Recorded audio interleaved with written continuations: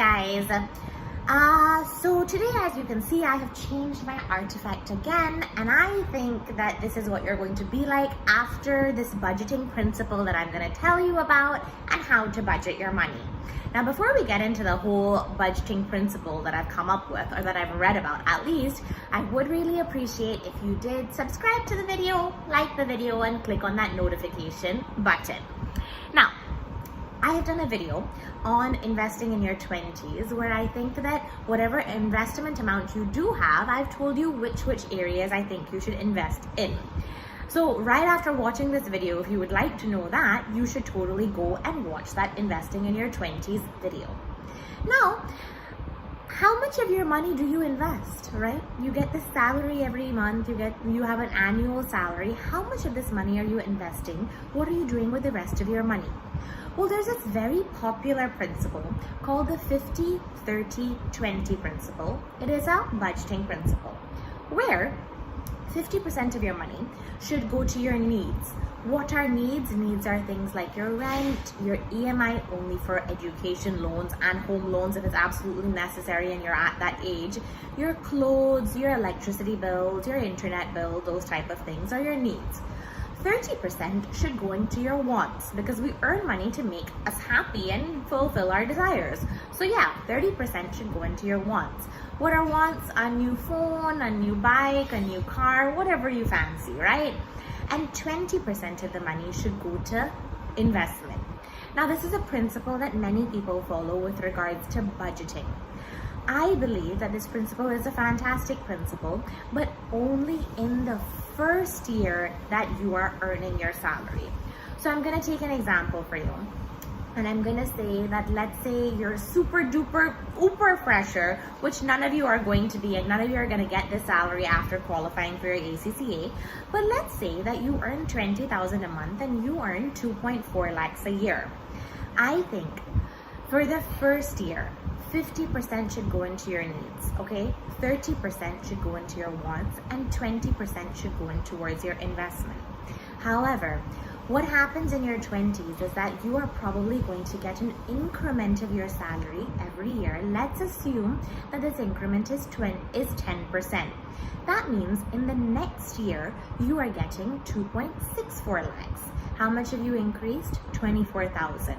Now, for the base amount, for the 2.4 lakhs that we started at, I believe the 50-30-20 principle should apply. But for that additional 24,000 that you are getting every year, I think that we need to take this 50-30-20 principle and switch it around.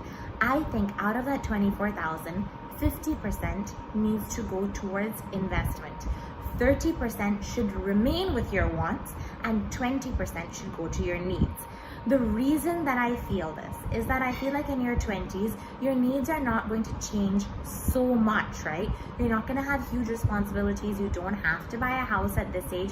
You have the ability to invest to your maximum potential. So the additional amount, the increment of 24,000, let 20% of that go towards your needs because things have inflation, things will increase. Let 30% remain at your wants, and let 50% go towards investment. If you follow what I'm saying with regards to this, and you are only investing, okay, you are only investing at the amounts that I've told you, okay, for 10 years, you're only investing from the time that, let's say, you're 20 to you are 30. What do your percentages look like in the end? After the 10 years, the needs that we had kept at 50% actually go down to 33% of our salary. Your wants we kept at 30%, and I will tell you why in a minute. And your investment percentage has gone from the starting of 20% to 37%. It's a huge difference. And I believe that if you do maintain this with the increment of what you earn every year, you will eventually be able to fulfill all of your future needs that you will need. Eventually, you may have children, you may want to buy a house, you may want to do all of these things where you will need money in the future, and you need this money having been kept away for investment.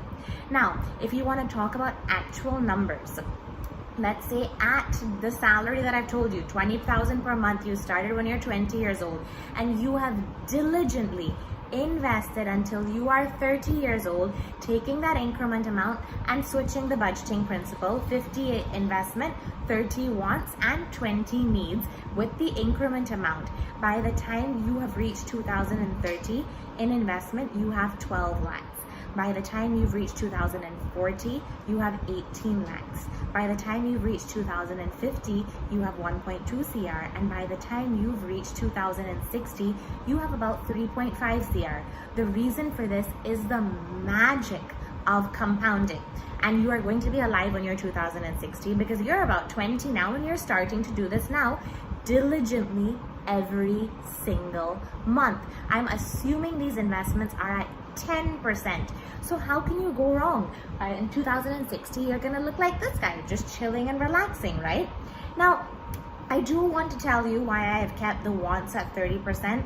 I do believe that we earn money to enjoy our lives and get what we want while we have the youth to use it, right? You don't want to say, oh, I'm gonna have all this money when I'm 60 years old and then I will use it, because at that time you'll have other problems and you won't be able to enjoy many things. Let's hope not, but that is the reality of life. So I do think that you should suffice to your wants, 30%, let it be there. Now, what do you have to do to really ensure that this happens?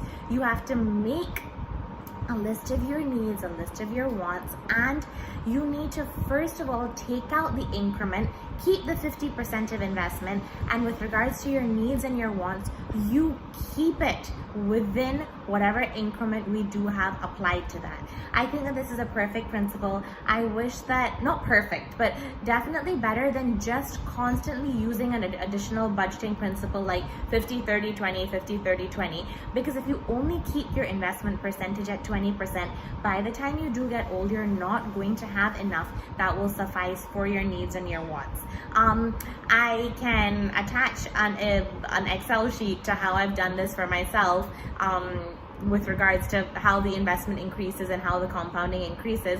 But I would like if you trusted me on this and just invest diligently every month. Assume a 10% return, invest 20% every month of your salary for the first year with your increments, switch the budgeting principle around and see where you land up. If you're likely studying the ACCA, you're not starting at a salary of 20,000, you're starting at much more. So imagine what type of future you're going to create for yourself. You'll be super relaxed when you're old, your kids will be happy, you'll have what you want, but it requires diligence, it requires persistence. You need to do it every month, and at a 10% rate of return that I'm assuming when I'm talking to you about these figures, it's not unrealistic. So this is my little piece of advice for you with regards to how you should budget your money. Now, where you should be investing and what sectors at this age, I've done a video called Investing in Your 20s. Totally have a look at that after you watch this video. And yeah, again, if you like the video, please like, subscribe, and hit on that notification button.